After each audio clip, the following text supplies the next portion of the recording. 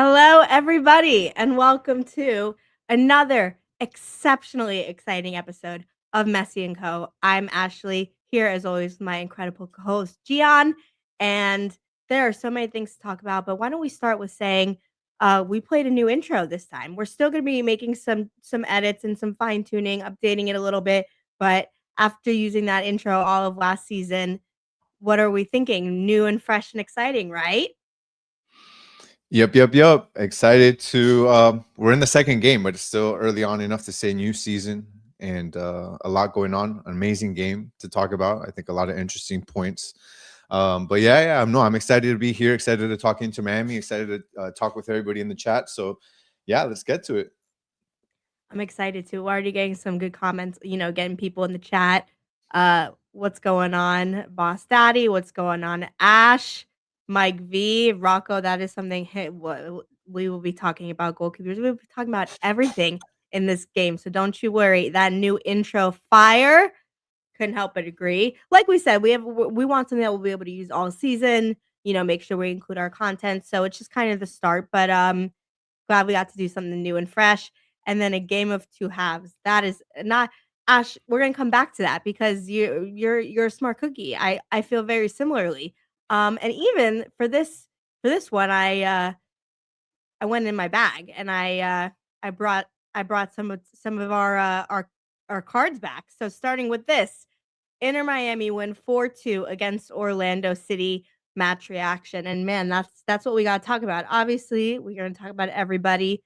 We're going to talk about everything.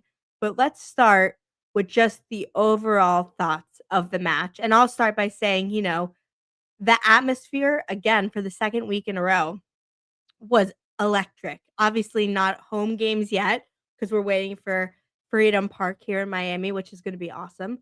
But the atmosphere was electric in Orlando. The first time Messi was there, everyone was fired up. And I just kept thinking, like, wow, look at what MLS has turned into because this was a pure rivalry match, heated intensity, fans screaming, fans booing, everything you want to see. And so, before we even get into kind of like the X's and O's and the game and the goals, I just want to say, like, shout out to these first two matches and MLS and what everyone's doing because they're showing out. Yeah, I mean it's what you come to expect from a Clásico, right? It's I think Messi, if there was any doubt in your mind that he knew how much this Clásico meant and how much he wants to win, like this takes away all doubts. Like this obviously was an electric environment. A lot of the fans from Miami went up as well. I saw Southern Legion there. I saw Vice City there. There were a lot of the supporters groups that went up as well. So that was awesome to see.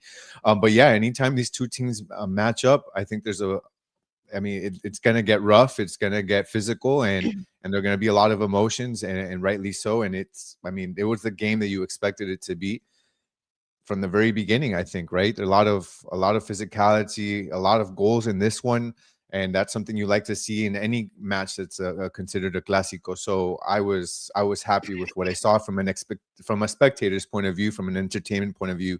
This is what you expect, and this is what you want to see. This is what MLS wants to see. They want to see these rivalries, have these big games, and look at Messi. Maybe we'll talk about it later, but look at Messi and him and his antics and how he went at it with the coach from Orlando. Like all these things make these types of games fun to watch.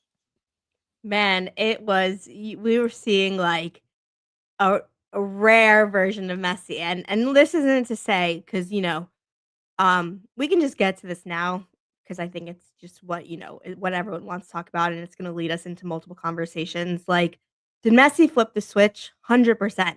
There's two things can be true. Number one, Messi every single game and week, and I mean this sincerely, and I think it's why he's the greatest of all time.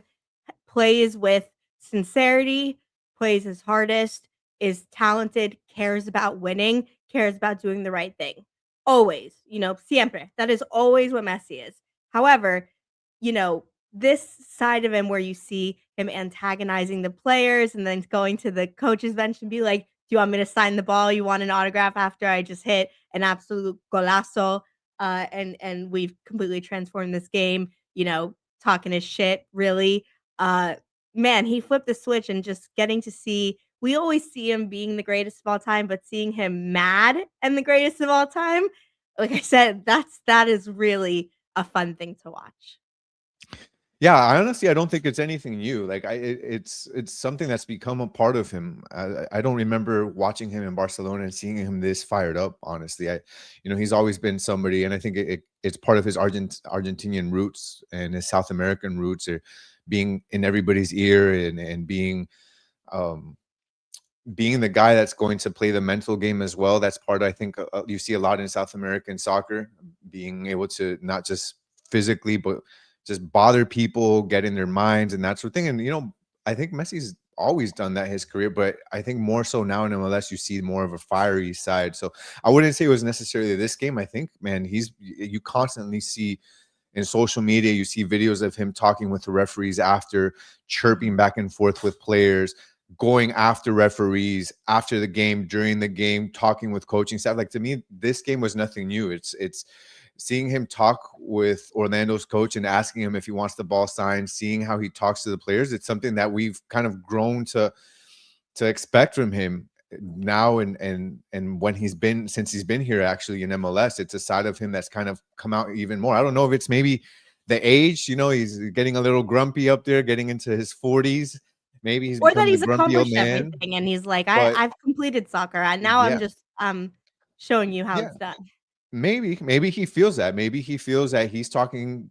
I mean, let's not pretend his level. He is above every other player in MLS level wise, as far as Mhm. what he's won, as far as how he plays, his skill level at almost the age of 40 is better than every other player in MLS. Maybe it's a little bit of that as well, or a little bit of he feels that he's better than everybody, and if you think that he's wrong, no, he's the one that's right, because he's got the experience, he's got the silver, or he's got everything. So I think that when you combine his experience with the fiery side that he brings, and the fact that he wants to continue winning, you get to you see that type of behavior on the field. And look, that only lights a fire under everybody's butts here at Inter Miami. You can see how those antics and those things that he does, I think it just flows into all the other players and it makes them better for it. And I love to see it. Yeah, yeah, I mean, I agree with you that in general, like, we have seen over the last couple of years, like, his personality, I think, shine more and more, which was never really his thing. To your point, it was always just kind of like silent assassin. But in MLS and with Inter Miami, he's definitely got it. But I still think even in last night's game, like, you saw even like a level up, like a switch going a little higher. The rivalry, Florida's pink after obviously a disappointing performance from the team and a result against LAFC. I think you saw them be really, really hyped, and in the end, like, we got out of it 2 2 spectacular Messi goals. Now I think, the first goal was, I mean, just outside of the box, like, scoring and getting it into the side netting is like, man, that's a penalty for him, right? Like, it's just so crazy that he just is such a amazing marksman that he's able to score that kind of goal. And just like it's outside for most players, you'd be like, oh wow, that's a good, like, golazo, like, big goal outside the box for Messi. We're like, oh good, normal goal. Like, he as soon as it hit his foot, he already literally had turned his body and was running to celebrate. He knew it was going in, like, as it literally left his foot. So that was great. And then look for the free kick, yes, the goalkeeper could have done better, and we're gonna talk about goalkeeping in general. I know it's an important conversation we gotta get to, but, look, he still hits the free kick with pace into the very, very corner, the bottom corner. Yeah, the goalkeeper could have done better, but he still put it in a position where you have to be perfect to stop it, and the goalkeeper wasn't perfect, and so he goes in. That's still, brilliance from Messi, and so, yeah, those were pretty good goals in my opinion. Look, I actually thought, I think it's the celebration for the one that was the free kick. That was the one where he ran to the Orlando fans, right? And he extended his arms out. I think it was for that goal. I, for a split second, honestly thought that he was gonna. I don't know why. It's just maybe because I get excited because I love when he did this. But I, for a quick second, thought that he was gonna take his Inter Miami jersey off and hold it up like he did in that Like, iconic picture yeah, in the Barcelona. yeah. I thought first, I mean, he extended his arms, but I promise you, I envisioned that, and I thought that that would have been just absolutely epic. But even this image of him with his arms extended in front of Yeah. Orlando fans, flicking him off All and flipping yelling him at off, him yeah. was just incredible. But yeah, it's what you come to expect from Messi. So I think we should probably talk about the game. I don't know if you wanted to Yeah, head I that way, can Ash. tee it That's up. kind of, but Mhm. yeah, let's talk about the game, and I think you said it, and it, it's a contrast of two different halves. Like it really is, and so I'd love to kind of contrast those halves and talk about that. Yeah, well, that's like Ash said in the comments, and like this Ash says as well. And like you say, Gian, a tale of two halves, no doubt. Um, first half, we saw uh there were two changes in the starting lineup from last week, but out Allende was a change that we all expected. Um, However, Silvetti on the bench, I don't think was something I expected at least, and we had spoken about it, and we said, um, it was either gonna be, uh, what was gonna be the price for getting Allende in the game? Was it gonna be for Segovia or was it gonna be for Silvetti? And in the end, it was for Silvetti, which surprised me. The first half I, wasn't great. Okay, you go. You start. I have so many no, no, thoughts, so you start. no, yeah. So okay, what I'll say is, yeah, I agree. Tadeo Allende, we knew that he was going to be a starter at some point. The reason he didn't start last game is because he just wasn't fit to play a full 90, right? Mhm. And we were hoping. I know that you and I said it last episode. You said it. Did we think that Berterame could play, Allende could play, Messi could play, and Silvetti could all play on the field at the same time? Did we think that could happen? I thought it would, simply because, and you also agreed, because of the fact that you no longer have Suarez on the field. You have Berterame that can also help on defense. So it's okay to have Allende and Silvetti, because if Messi stays up top, when the team has to come back to help on defense, Berterame is also going to help. And it's not no longer two guys with Suarez and Messi in the past up front, and you're basically left to defend with less players than you really would want to, right? So we thought that that was going to be doable, and we also thought, well, hey, obviously Allende is going to start. He holds the record for most goals scored in an MLS postseason. He's the guy that they fought hard to bring back. Obviously, it was going to be him. Really, the reality was, if Allende is going to start, Berterame, we know 100% is going to start, and obviously Messi. The question then began to be, is it going to be Silvetti or Allende on that left-hand side? For And Segovia, yeah. we Silvetti or Segovia, correct. Mhm. And it ended up being Segovia, which was interesting because if we remember, against LA, even though they didn't end up scoring in that second half, once Silvetti came in, it looked a bit better offensively. I feel like it actually looked drastically better. But in this case, he brought in Segovia to start the game, and to me, I don't know. We'll take this one by one because there's a lot of thoughts, but let's see what you think about this. Like, Segovia playing on that left hand side, it's obviously completely different than having Silvetti. Silvetti, a guy that can create his own shot, dribble the Mhm. ball. He's a lot more dynamic. You already have the Rodrigo de Paul. You have Yannick Bright. Telasco Segovia is, I feel like, almost a repeat of having three. You basically have three midfield players that aren't going to create their own shots. You lose dynamism on that left hand side. You no longer have Jordi Alba. It really, you have nothing on that left hand side, and you can't play Telasco as a winger. It didn't make sense at that point. So that's why I feel like, at least at the beginning in that first half, it looked a little bit off. Like, what do you feel about that Telasco start over Silvetti? Yeah, I mean, I agree with everything you say. I think that will obviously, once we get into the second half, I think maybe there will be some warrant and discussion for saying, well, I didn't think Segovia deserved it in the first half, and I was very quick to say and was tweeting that Mascherano was, making the wrong decisions as it came to that. Um, I think Silvetti has to start.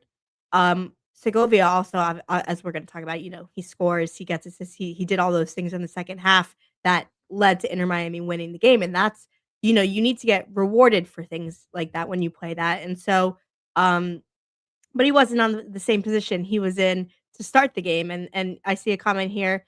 There's a lots of comments and a lot of things I want to get to. So I think we should kind of do it in phases. Like we could talk about the attack, we could talk about the midfield, we could talk about the defense and goalie.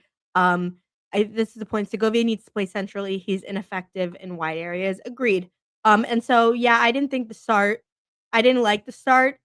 Obviously, talking about how they finished and how they came out in the second half is something that I did not expect and really, really surprised me and was in the end just really great tactical decisions by Javier Mascherano because we saw Silvetti came in.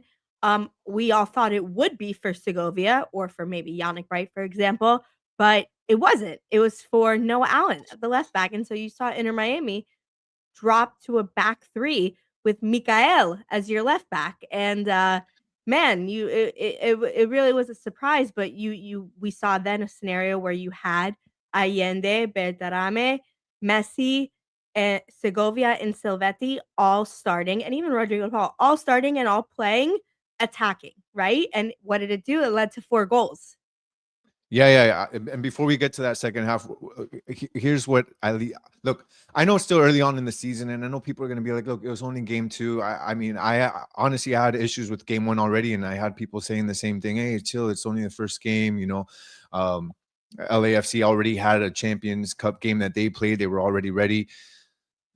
Look, to me, it's worrisome, honestly. I know that we won 4-2, and I'm happy. And obviously, I celebrated the win. And obviously, it being against Orlando made it that much better. But I am worried about this team. I'm worried about this team because, look, that first half was just about tiki-taka, controlling the ball, touching the ball, and not much else coming from it. And for me, I think it's a worrisome trend because, look, football's evolved. Barcelona, the king of tiki-taka, doesn't do that anymore. Soccer, football is a much faster paced game. You need to get the ball, and once you get the ball, you need to push forward.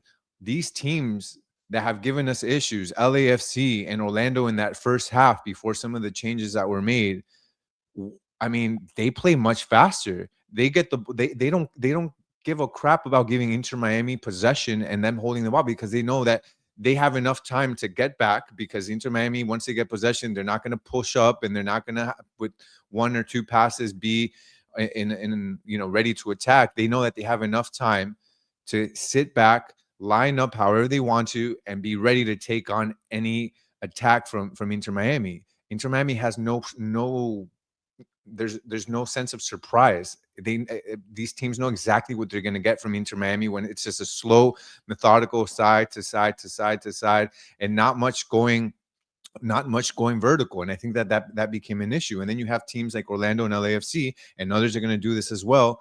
It's as soon as they get the ball, Ash, 2, 3, 4, 5 passes, they're already ready to attack. And I think that's something that Inter Miami has to be careful with. And I don't want to see, as beautiful as it is to, see 60% possession, 65% possession, at the end of the day, if they're not doing much with it, it doesn't matter.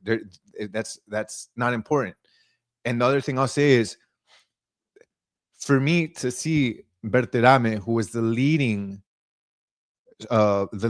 Mexican scorer in Liga MX in 2025 on this team, to have Messi on this team, to have Tadeo Allende, who is the goal scoring record holder for the postseason, to have a young guy like Silvetti, to have De Paul, and this team, and this is me going through 3 halves, through both halves in LA and the first half against Orlando, and seeing them struggle to score. That's a coaching problem. That's not a players on the field problem. And we saw that the only reason Mascherano was able to figure this out just in time for the postseason was not because he made an executive decision. It's because it was taken out of his hands when Luis Suarez was received a suspension, which forced him to play a different way than he wanted to. At that point in time, he didn't have a center forward anymore. He had a false 9 with Messi. He had Tadeo Allende and Silvetti running up the wings and going forward and towards the middle to receive passes for Messi. That worked incredibly, obviously. It just completely changed the team. But we can't pretend here and say that, that was Mascherano's decision from the very start. So I'm worried because we saw a first half where they did nothing in that first half, basically. They Mhm. struggled to create anything offensively. And then in that second half, it looked much better, but it looked better because he shied away from what he really wants to play. That second half, it's because he was down 2-0 and his hand was forced. And okay, I think it was a good decision now, obviously in retrospect, but we have 3 halves that show us the type of football he's playing. We can't expect the second half in Orlando to come only when the team is down. Like, that's not always going to work. Like, thankfully it did Mhm. work this time, but I think that Mascherano has to figure out how to play this team offensively and not be stuck in his ways, and figure out how to play. Like, how this team operates well. You know how you need to have this team play. You saw it in the postseason. Don't go back to this tiki taka, hold possession and do nothing with it. So, that Right. was that first half for me, and it is worrisome to me. I'm still not convinced that Mascherano knows what he's doing. Yeah, it'll be interesting. I have a few thoughts, and we have a lot of comments coming in, so I wanna make sure we get to them and kind of use them as points of conversation. Um, I think that for Mascherano, I'm gonna have a little bit of a longer leash in the sense that, um, we said it once we won the MLS Cup, right? That yes, the Suarez decision, the first game was forced on him, but then he kept him out, and that takes some guts. He made the goalkeeping change to Rios Novo. That takes some guts, right? Like, I think he did those 2 decisions to help and was a huge part in winning, and so I give him credit for that. For this, we have a very small sample size. He made a lot of changes. He lost 2 of the greatest players to ever play their position at with Jordi Alba at left back and Sergio Busquets in your midfield. So I think it's, I'm gonna give him more than 3 halves to see what it looks like. I think, here saying I really miss Jordi Alba. There's no replacing him. Yeah, Noah Allen didn't have a good first half. Obviously, that was what Sergio Reguilon was brought in to do. Um, but Mascherano adapted, and Mikael had a fantastic second half and a fantastic game, and so did Yannick Bright. Went into positions that they don't normally play, but did what they had to do. And I think if we see a back three, I'm very curious to see. I said this last week, but I really mean it now. Now that we've seen both extremes, I'm really curious to see how he's going to play against CC because you know it's you have all these new players and you have positions. You need to figure out where everyone works best. Facundo Mura, I thought he had a really good game the second half of last week against LAFC. I think last night he was not as you know, as active and what I wanted to see from him. And so that kind of thing needs to be monitored. Um I will say Maxi Falcon is just an absolute freaking beast, and we are very lucky to have him because he has been as steady as a rock, steady as nails, gets things done, makes things work, and so, I think for me, for Mascherano and for just in general, the changes that he made in the second half were really positive and surprised me, and it worked, and it made it and it was night and day. If the question now is, are you able to continue and to adjust? Are you able to, identify which players are gonna be able to help you move the needle and get the goals and get those opportunities and, defend when needing to and figure it out, right? So I don't disagree with you that I really didn't like what I saw in those first 3 halves. I really liked the adjustment he made and really going for it because, yeah, we were at all to play for it, but being 2 down, it's not like we were down 5-0 in the 70th minute, Well, that's why I was right? worried. That's when I saw that when I saw the sub look, I saw I thought Silvetti was coming on for Telasco. When I saw him Yeah. come in for Noah Allen, that's where I got a bit worried. Why? Because I said, okay, look, you still have an entire half to play.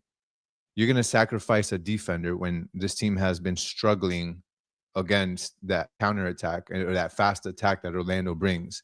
And now you're gonna have, instead of 4 guys, you're gonna have 3 guys versus 3 attackers on Orlando's end. I'm like, it's too early for that. Like, that's basically him throwing everything onto the burner and saying, look, we got to win this. Mhm. We're down 2-0. I thought that was a move you make maybe minute 70, Right. 75, but with an entire half, that's what worried me.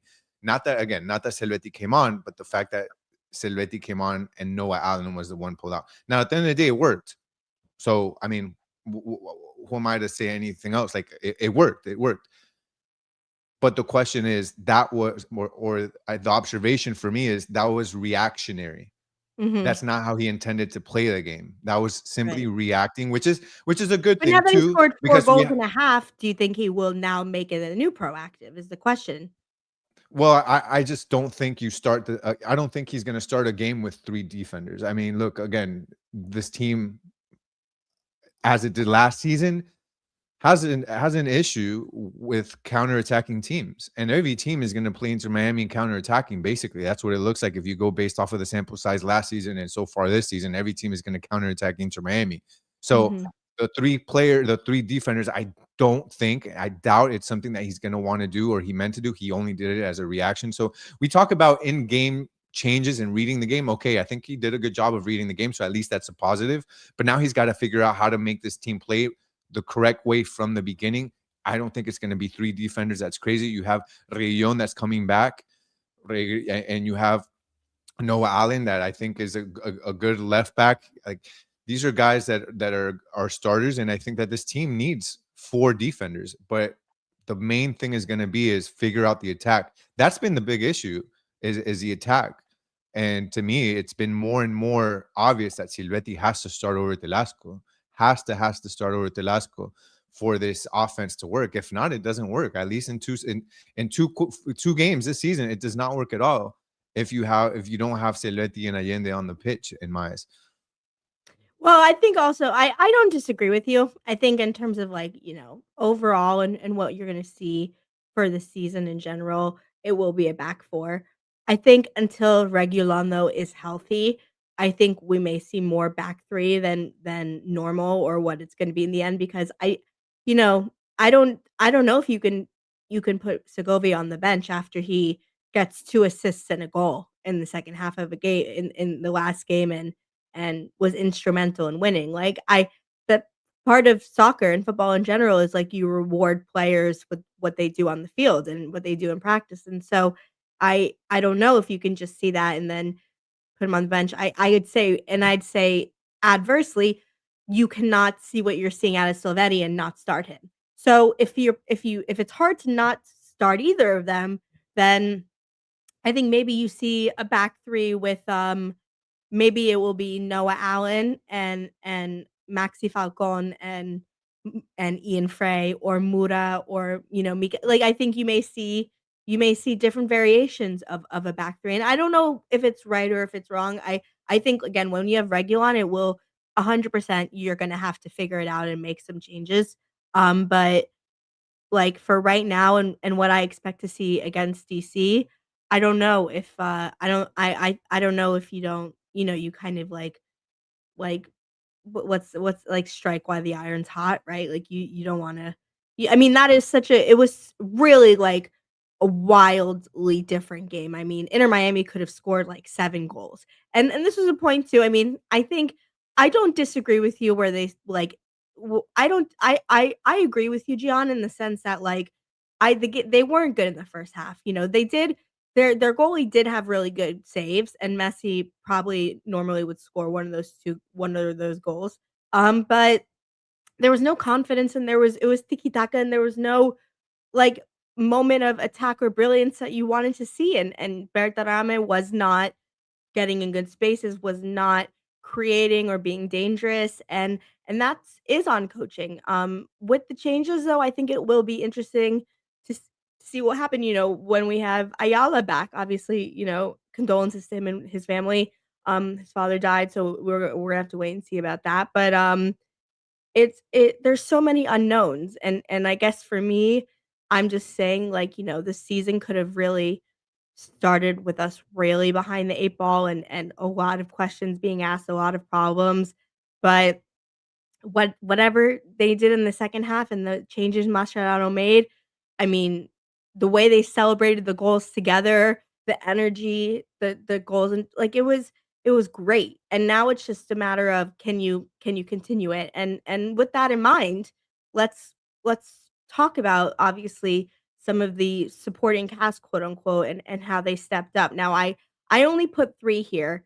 There's many to talk about. There's, there's something to be said about all 11 players, including the goalkeeper. Um, but the ones I want to start with is obviously Silvetti comes in, scores an absolutely great goal, makes an instant impact, keeping people on their toes all the time. Like I said, Segovia did not have a good first half, but gets 2 assists and a goal in the second half. Deserves credit for that. Bertarame, overall, I know I said last week that I liked what I saw. I did not like what I saw for the first 60 minutes last night. I really didn't like it. I was like, man, you gotta give yourself more. Like, I know you're trying to make life easier for Messi, but man, you're the striker. You need to make yourself more known. But with that being said, the move he made in order to create the chance and the goal that put Inter Miami ahead was sensational. And that is like that's a move that you want like a great number 9 does, you know? And so for that, I'm like, good. We need way more of that. We need 100% of that. Um, Starting with those 3 though, like what are your thoughts about that? And did you like or didn't like what you see, or do you expect something different? I don't know what the heck Macherano's trying to do with Berterame. I'll be fully Yeah. transparent. Like I don't know why he brought him, and I don't know what he's trying to do with him now. Let's be honest with him. This team didn't play with a central forward, and they won an MLS Cup. Usually, when you win MLS Cup and you figure out a winning recipe, you try to, mimic it or do the same. So the next season, and he completely changed. Bringing in Berterame, he completely changed, and he went back to what wasn't working with Suarez. Again, I know it's a different player, and obviously Suarez wasn't running, but if you look at what he's doing, to me, it just doesn't make sense. You have Tadeo Allende. I don't think Berte was a Manchester signing. Maybe it'll be interesting if we ever find that out. But the spaces that Berterame needs are not there for him to be able to flourish. If you look at the way he played in Mexico, he had all the space in the world playing down the middle. He's a guy that always had the passes made to him right into the middle of the box. Centers. This Inter Miami team hardly ever centers the ball. They hardly ever center the ball. Right now, Tadeo Allende plays central along with Messi. So Allende is taking up Berterame's space. You see Berterame all the time sometimes playing out wide. He's always clogged up in the middle. He doesn't have space to do what his game needs, the way that he plays. So at this point in time, I don't know why he's there, or what March is trying to do with him. And I think that's one of the primary reasons why this attack is not working like it should.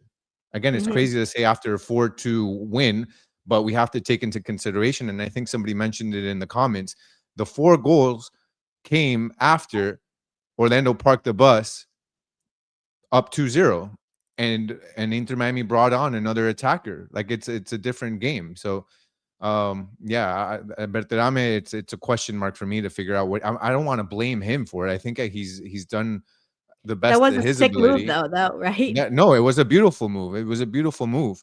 And it opened up the space for that goal. So I think kudos to him. But look, you can have a great forward like Berterame on your team, but if you don't put them in a position to succeed, it's not going to work. So Mache has to figure that out. We talk about Silvetti. Again, Silvetti, we said it, plays really well. What I will say about Silvetti is it looked very strange, but I felt like, I don't know if anybody else felt like this, but after the first 15 minutes, he went in there, absolute firecracker from outside the area, beautiful goal. But after about 15, 20 minutes, I felt like he had no legs under him. He looked tired. I don't know if it Mm. was just me. I don't know if you saw that, Ash, but he was exhausted after Maybe the 15, 20 minutes. adrenaline wore off after getting the goal right I don't away. know what it was. He came in fast as heck and everything, but after that, he was Yeah. just dragging his legs. So that's something that he's gonna have to work on. And then obviously Segovia. Segovia had a good game, but I don't think he should start over Silvetti. Mm. Just because a player has a good game doesn't always mean that that's something that you I mean, we've seen it. I feel like if you've watched enough football, you've seen it time and time again that you see a player come off of the bench. He gets subbed in minute 80. He scores in minute 81. Right. That I mean, and he wins the game for you. And it's like, okay, yeah, what a substitution. That doesn't mean he has to start the next game. And I think in this case, you have to applaud the great game that Segovia had in especially in the second half. The fact that he got those assists, the fact that he scored, and you have to say, damn, we have a good player in Segovia, Mhm. but a good player that's going to come off the bench and have a great um effect on the game once he comes in. But Silvetti, in my opinion, has to start from the beginning. I don't know if you want to talk about De Paul I was about to say or was I wanted to talk about the great transition because I wanted to talk about a few like I had only put 3 here, but like a few people I wanted to shout out. Number 1, Yannick Bright, who I think obviously with the whole thing with Ayala is why he has started these 2 games, I think. But man, like Yannick Bright and even having to be a center back for the majority of the second half, like an absolute baller.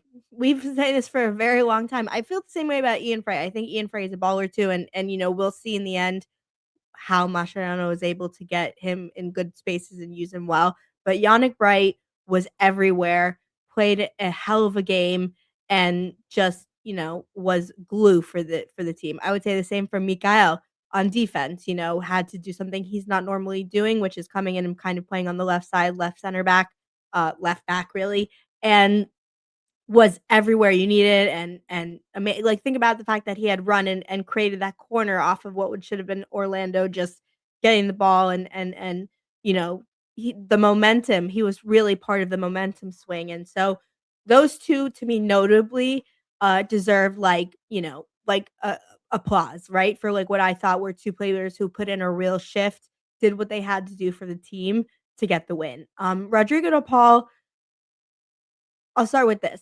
He is, I think, out still after first 2 games, has had the most possession of any player in MLS, most touches, um, running the most, covering the most of areas of the pitch, playing the most, has the most emotion, right? Has the most desire, has the most willingness, etc. But at the same time, I will say the first goal was because he gave up the ball off of a cheap giveaway. Same thing that he did in the match before. Saw a few missed chances in the first half that he either didn't do the right pass or he did something else. Messi even got on his case for something, which you don't see very often. Um, Rodrigo De Paul, I think, is sort of the player that there's so much good, but then there are moments that are like head scratchers. Overall, though, still like filling the hole that we need from him. He just needs to clean it up. That's my feeling. What about you?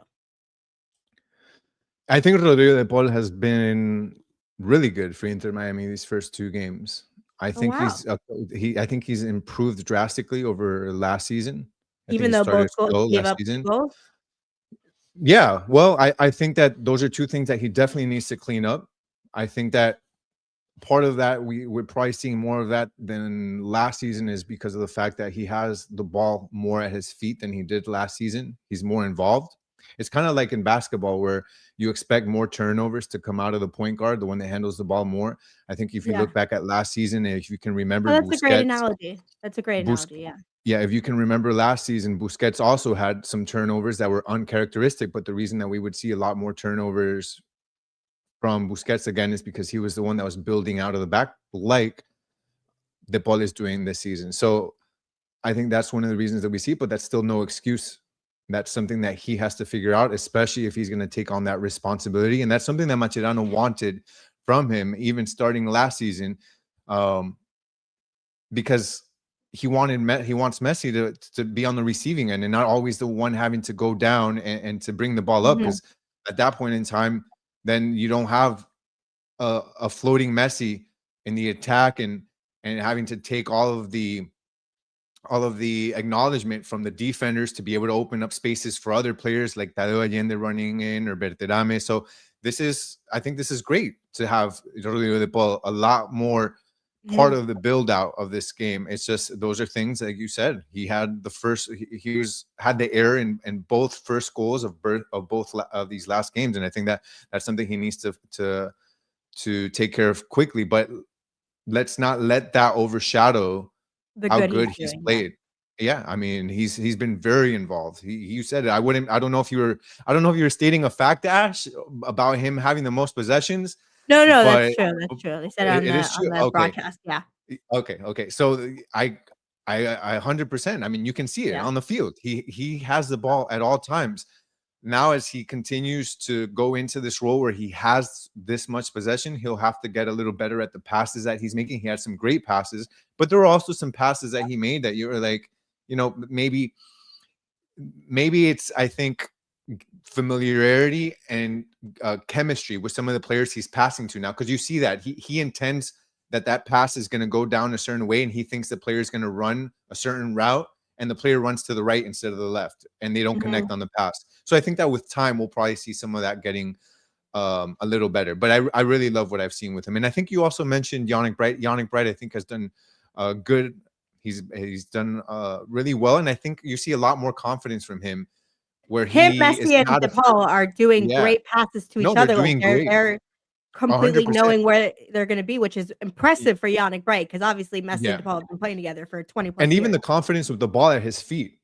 I mean, when Mhm. he has the opportunity and he sees a space, he's willing to step up into that space with the ball and run at players before making the pass. That's something that I think last season you didn't always see. You would see the ball at his feet and him try to find an outlet to pass the ball as soon as possible, not really having the confidence with the play to playing the ball at his feet and again moving into those spaces. So you saw a lot more of that this early on in this season in these two games, him really dribbling a lot more, and I love the passes that he's making. So he's a guy Mhm. that I think is a starting caliber player, but it'll definitely be between him and Ayala to see Yeah. who's gonna be starting with Rodrigo de Paul as those two center midfielders. So Mhm. so we'll see. It'll probably come down to really who's in the best shape and who does best at practice at this point, I Right. think.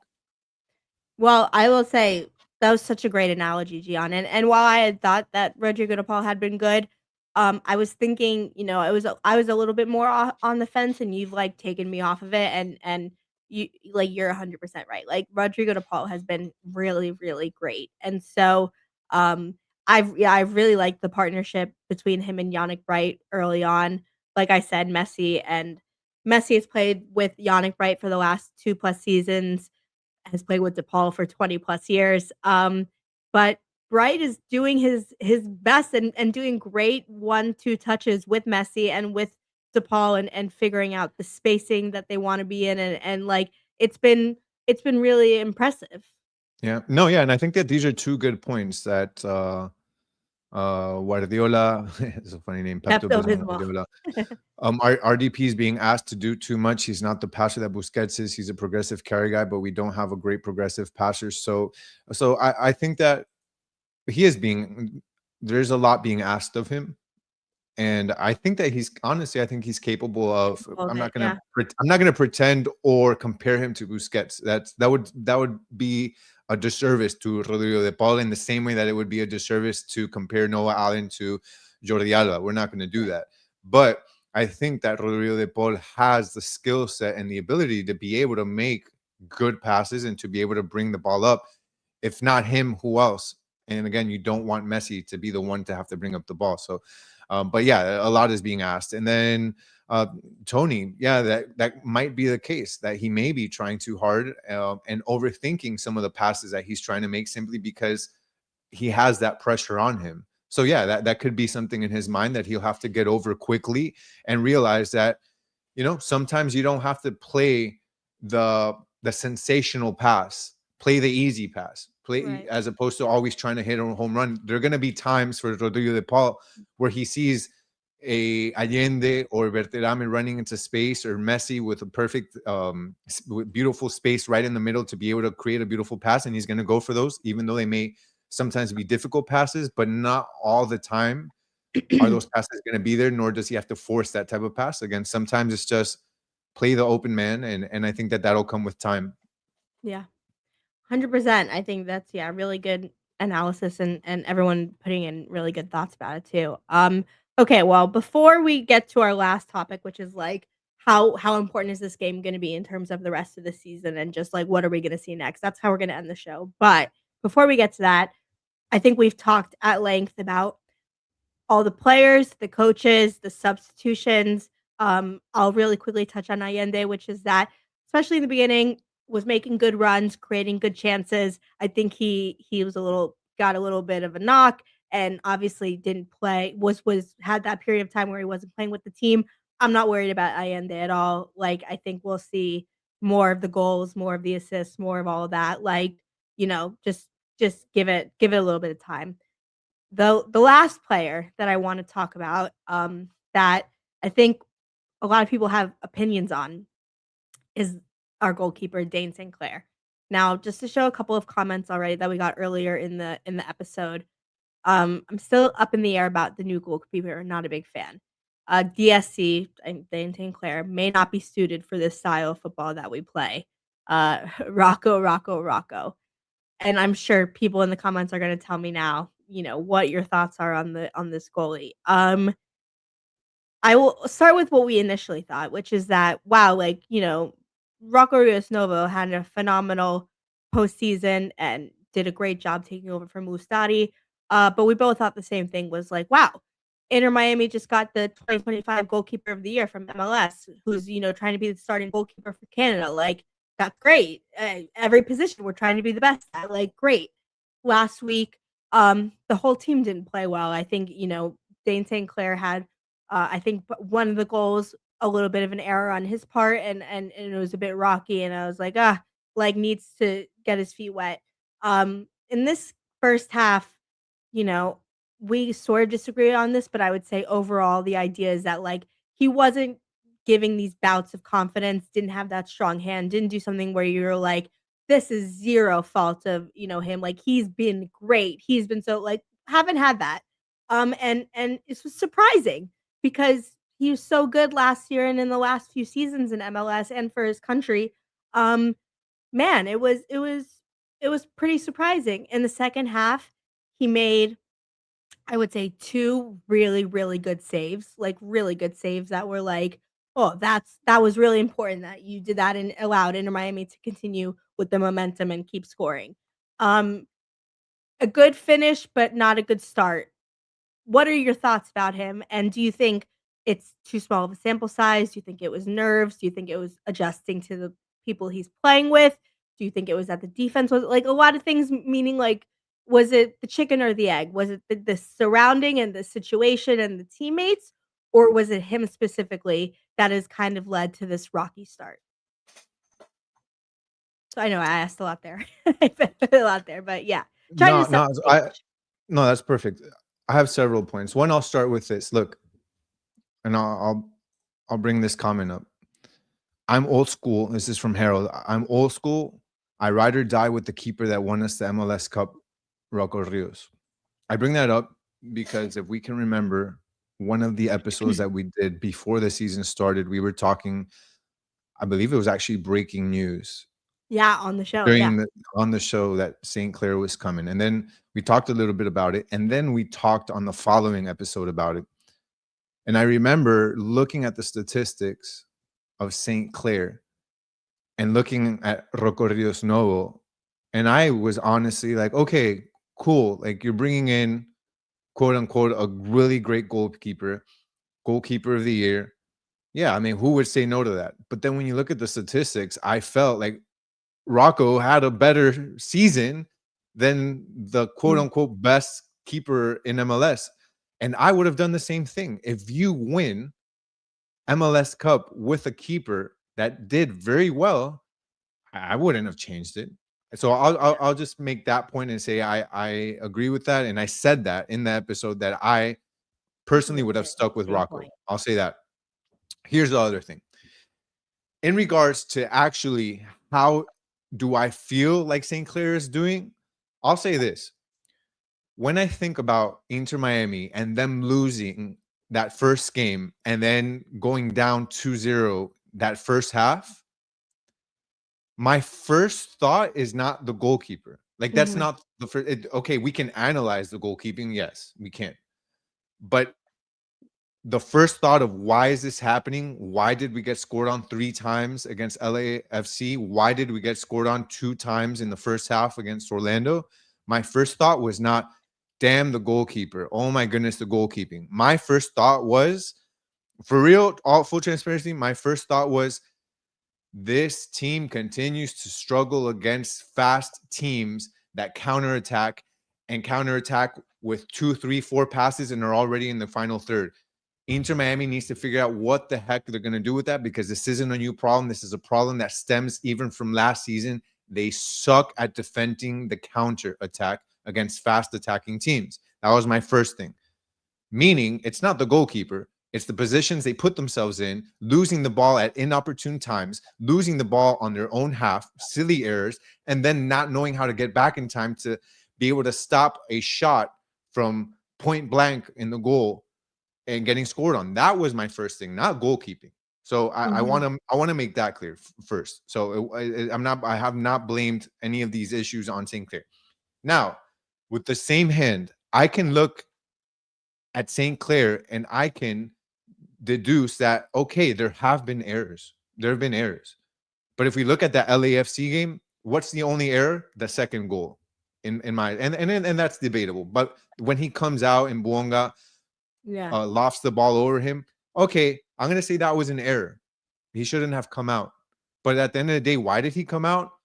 Because of a counterattack that was poorly defended, right? That first goal that was scored on him in LAFC, that's not a goalie's error. If we remember, I believe that goal was scored point blank in front of him. Like, it's a one-on-one. You can't expect the goalie to stop that. And then the second goal, again, it was a quick counterattack with a pass in the middle that was very tough to stop. So none of those two do I look at and say, damn, St. Clair really screwed up on that one. Against Orlando, that first goal, you can debate. It was on the goalie's post. He should have stopped it. It hits him and it goes up. But at the end of the day, what was it? It stems off of a Rodrigo de Paul error into a quick counter, right?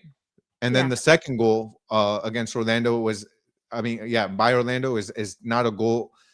It was a quick play with a shot from inside the area. Right? Like you're really expecting, like, you can't put that on St. Clair. So my point is, there was a couple of times, 2 times specifically, that I can say maybe he should have done better, right? The other 3, it's not his fault. It's more on the defense. So I'm not overly concerned with St. Clair at this point. I'll say that. I'm not overly concerned. It's still early on in the season. He hasn't shown anything that I will say at this time it's the reason why we lost the game. At no point. I'm more concerned about this defense. I'm more concerned about this offense. And I put the blame more on them than I would on St. Clair. So St. Clair for me is not an issue right now. He's not the reason why we've had why we have had issues in these 2 games. Again, we won the second game, but that first half is what I'm talking about. Yeah. I mean, I had tweeted from our account saying that, in the first half, I had just at that point wasn't impressed, and my feeling was just like, you don't need to be the one to make 100 saves, and like if there's one-on-one or the second goal, for example, that Orlando scored, I don't expect you to stop that. But the idea is that, like, I should feel like positive and that, like, man, like, our goalie, if he can, he will stop it.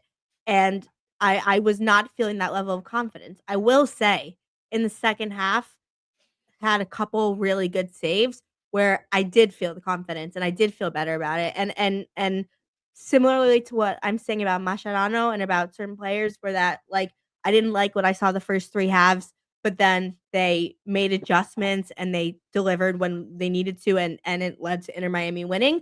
I'm gonna say the same for him, and I'm gonna give him the grace of let's see what the next game looks like in the game after that. Like, he is the starter for this Inter Miami team. He was goalkeeper of the year, and he's trying to, similarly to the Orlando goalkeeper, he's trying to cement his spot as starting for Canada in the World Cup. Like, it's it's pretty big, and it's really important. So he needs to be at his very best. Made some redeeming saves, and we'll see how it kind of plays out, right? I saw a couple comments about Spanish.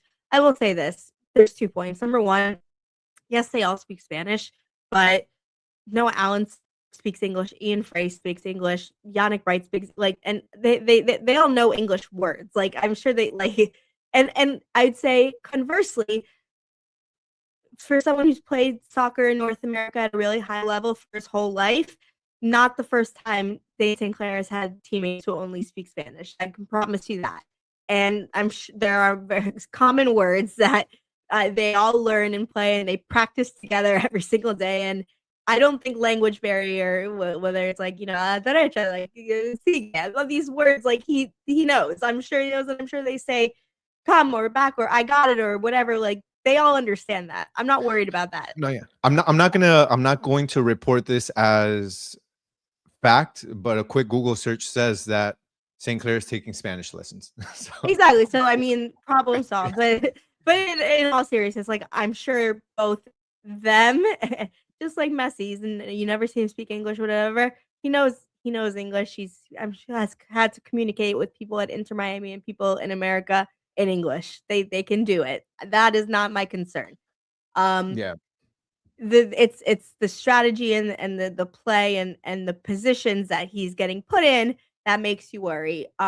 Like I said before we kind of transition and finish off, this is a good way to kind of get into the overall thoughts. Yeah. So Ash says, quick question: why do we kill our momentum on our breakaways by stopping to pass back or to wait for other players to catch up? That's the big question. I think that's what cost Inter Miami a lot of opportunities. Why? Because we know that the strategy is the passing, the tiki taka, the slow possession. Inter Miami doesn't play with speed, and I don't know why. That's a big question, Ash. I wish that Macherano would ask this team to play differently, especially when they have the Mhm. opportunity to counterattack, because they just never they don't take those opportunities, which makes it that much more difficult just because it gives the opponent all the time in the world to be able to set up defensively and be able to pressure and do everything they need to do and close all of the spaces. And at that point in time, everything is clogged and it's more difficult. But then again, you look at teams like LAFC and Orlando in that first half, where as soon as they get the ball, they're all guns blazing, three guys running up, three quick passes, and they're in the final third. And then I think that Inter Miami, when you look at a player like Berterame, a player like Tadeo Allende, that are great at running into space, if you played with a bit more pace, and not asking you to play run and gun here like like it's the Premier League or anything, but if you played with a little bit more pace, Mhm.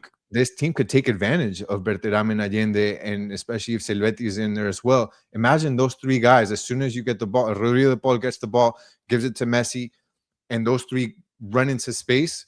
Man, I'm telling you, just a bit more pace, it completely changes the way this team plays. So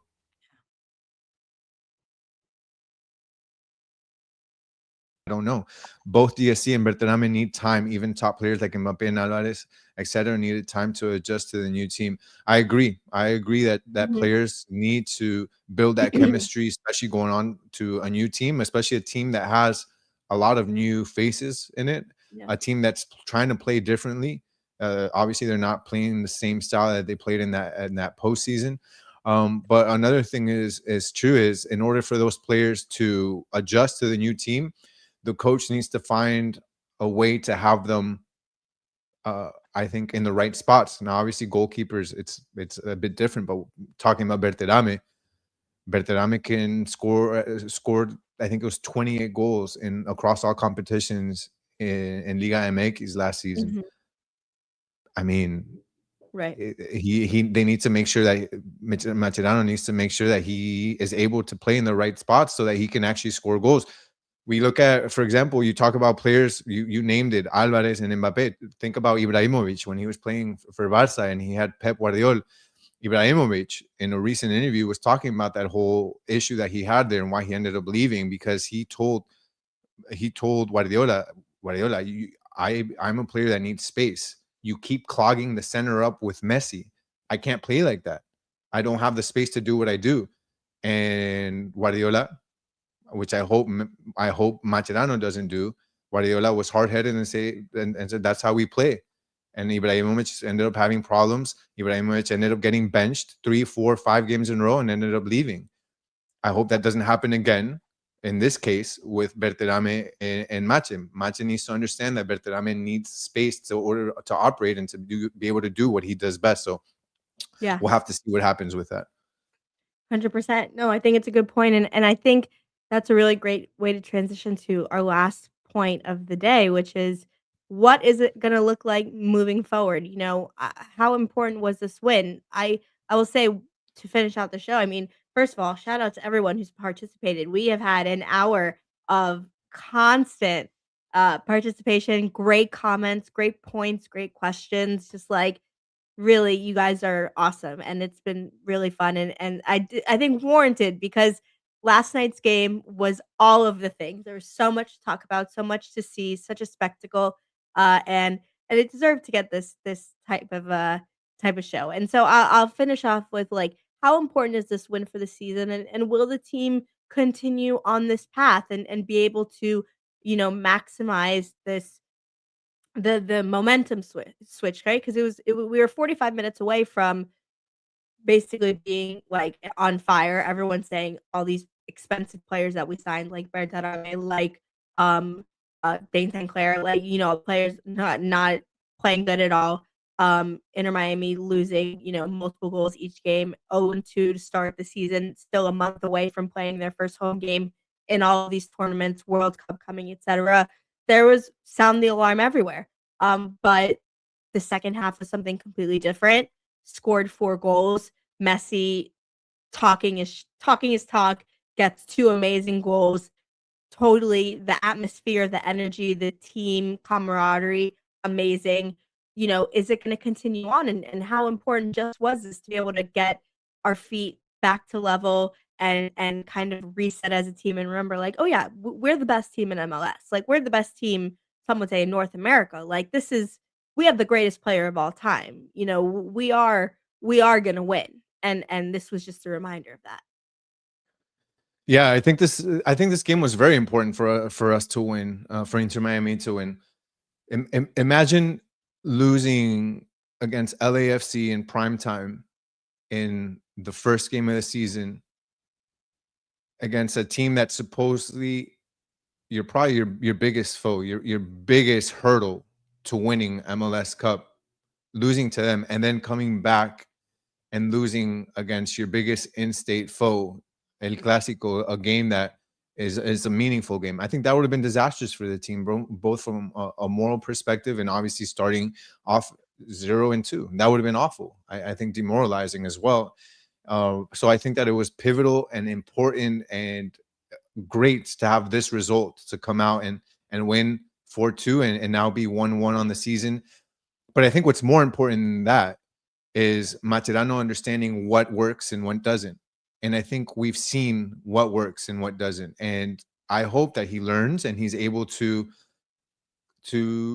pivot and change, because obviously what we saw those first 3 halves, 2 halves against LAFC, first half against Orlando, doesn't work.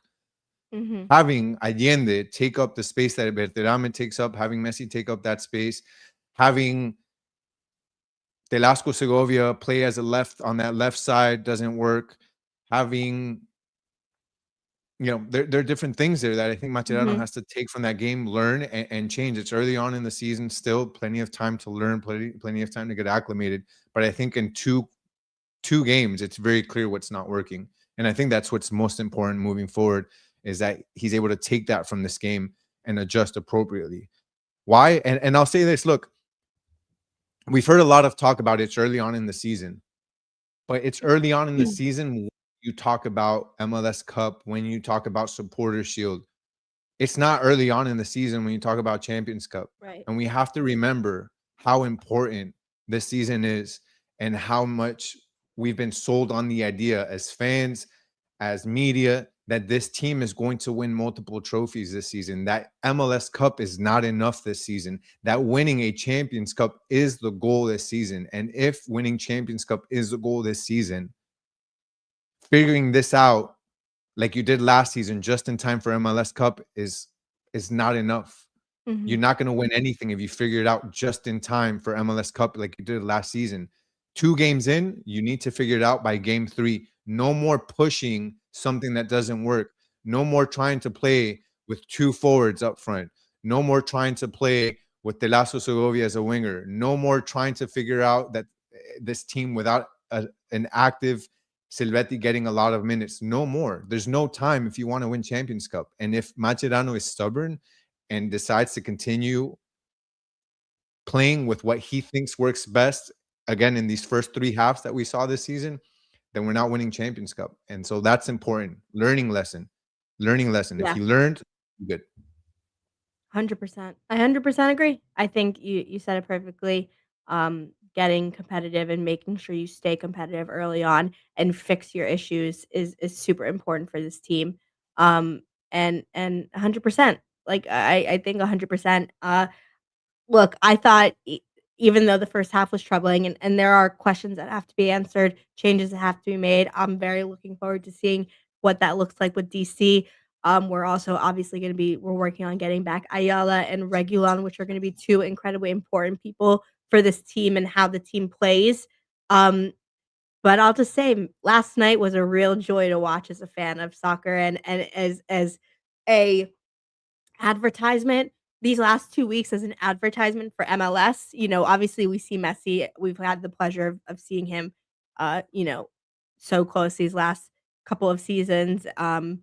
But just the overall aura and atmosphere we're getting from MLS at the LAFC game at the Coliseum, this game in Orlando, the heated rivalry, the emotions, the good, the bad, the ugly, the passion, like we're getting a great advertisement for MLS and the players that are joining MLS right now is making it awesome. Thank you for that. It was a great show because of all of you guys giving your thoughts. We're turning into this really great community, I think, and talking about and going through all these amazing moments and games and takes has been really great. So shout out to everyone. It was a great episode. Great job, Gian. Shout out to you. I hope everyone liked the new intro and we're really now, I think, kicking off this season and getting into like the nuts and bolts and it's gonna be a really fun ride. So yeah, I hope everyone enjoys the rest of their night. Let us know. Make sure you are following us on X at Messi Co. Make sure you are subscribed on YouTube at 5 Reasons Football so we can keep putting out this amazing, uh, interactive, exciting content and these live episodes. We're live every Monday at 6 p.m. Eastern time. I know we have a lot of global audiences, but that's what we're sticking with, and that's where you can find us. So for this episode of Messi and Co, I'm Ashley. That is Gian, and we will see you next time. See y'all.